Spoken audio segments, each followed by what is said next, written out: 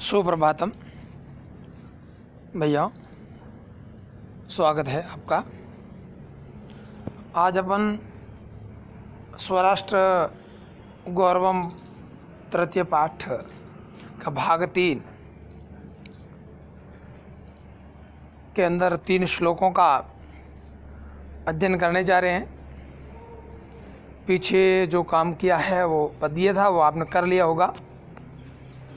अभी अपन सबसे पहले तो 3 श्लोक हैं, उनके शब्दार्थ दे रखे हैं।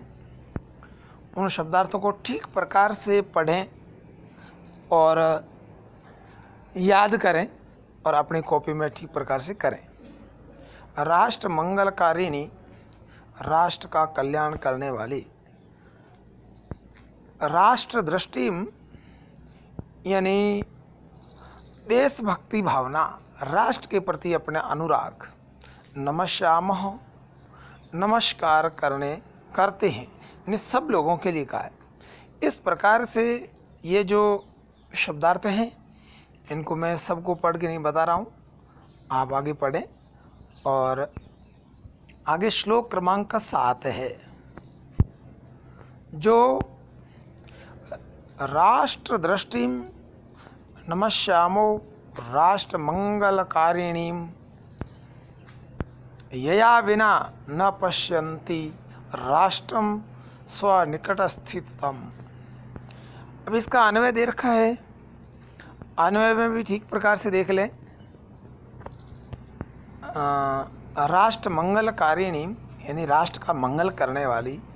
राष्ट्र दृष्टि यानी राष्ट्रभक्ति की भावना को नमस्यामः नमस्कार करते हैं। यया बिना जिसके बिना,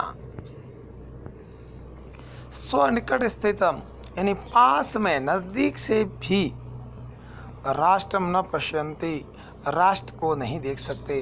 अर्थात राष्ट्रभक्ति की भावना जिसमें नहीं है वे राष्ट्रभक्त नहीं हो सकते हैं, इसका कहने का अर्थ है।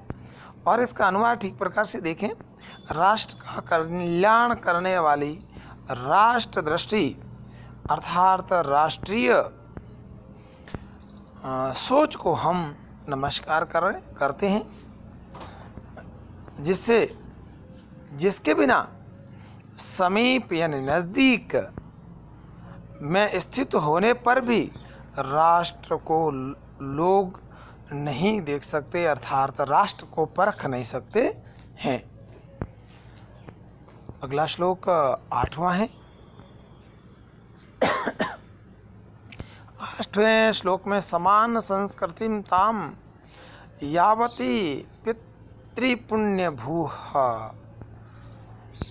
तावतीम भुवम आवर्त्य राष्ट्रम एकम निगध्यते। ये जो इसका अन्वय दे रखा है, समान संस्कृति मताम यानी समान संस्कृति वाली जनानाम लोगों के यावती ने जितनी पितृपुण्य भू यानी पूर्वज, पितृ का अर्थ है पूर्वज, अपने दादा से उससे पहले परदादा अर्थात पूर्वज, पूर्वजों की भूमि।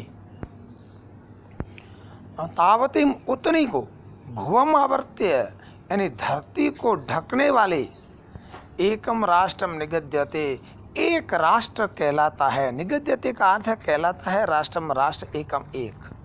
अर्थात इसका अनुवाद दे रखा है, समान संस्कृति वाले लोगों की जहाँ तक पितामह अर्थात दादा या पूर्वज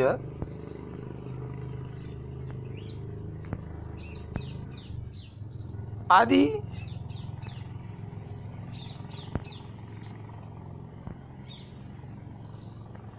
की पावन भूमि है, उसको सबको ढककर अर्थात उसका समग्र रूप ही राष्ट्र कहलाता है।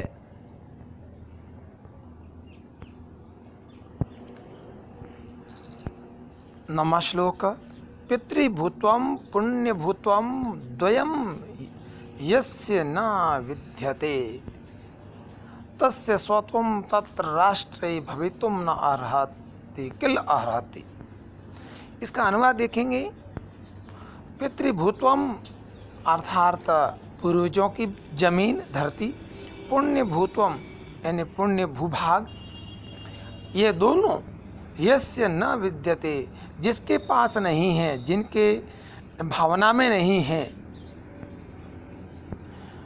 तस्य तत्र राष्ट्रे उसका उस राष्ट्र अर्थात वहाँ राष्ट्र के अंदर स्वत्व में अपना भवितुम हो सकता है, न नहीं अर्हति नहीं सकना, यानी उसका उस राष्ट्र में कुछ भी नहीं हो सकता है। अब इसका अनुवाद देखें, जिस व्यक्ति की न पितृभूमि है अर्थात पिता की भूमि नहीं हो